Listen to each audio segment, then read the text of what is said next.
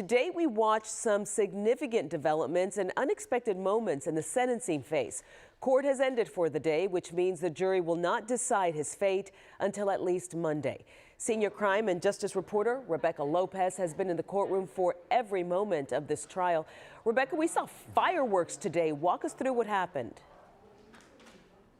Well, Cynthia, this judge has run out of patience with people either not following the rules of his court or violating the gag order that has been in place for potential witnesses for months. And so there was fireworks. There were fireworks and a lot of drama in the courtroom this afternoon.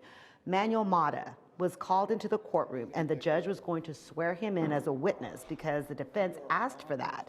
But he refused, and because he is out on bond, the judge revoked his bonds and had him arrested right there in the courtroom. We believe that he was going to be questioned about some protests last night that involved people shouting at the Dean family as they were leaving. It was a day full of testimony as well, with both sides calling in character witnesses, including family members. Aaron Dean, for the first time, didn't walk into the courtroom as a free man. He had to sit through testimony as prosecutors first called Atatiana-Jefferson's older brother, who recalled the moment he heard she was gone.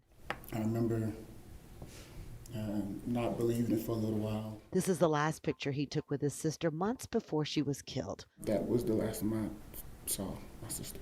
Prosecutors also called a forensic psychologist who interviewed Aaron Dean as part of the hiring process for the Fort Worth Police Department. He failed him. Because the results had suggested that he had a narcissistic personality style that would inhibit his judgment, decision-making, interpersonal abilities, and would make him more likely to engage in behaviors that could put himself and others at risk.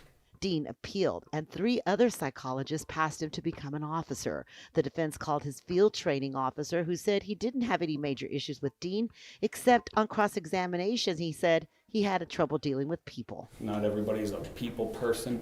I didn't perceive Aaron to be a people person, but I know that that was probably one of the areas that he struggled with is interacting with people. Prosecutors also called Elizabeth Turner, who testified that when she and Dean were in college together at UTA 18 years ago, he touched her inappropriately. You're making me uncomfortable. This is not, please don't touch me. Dean pled no contest and paid a fine. Prosecutors are hoping Dean will get the max of 20 years. His defense attorneys are pushing for probation, calling former church members, Dean's mother and siblings to say he is a humble man. Humble servant would be a good way to describe him. His mother telling the jury he was an engineer but left his career to become an officer. He wanted to make a difference in people's lives and to help people.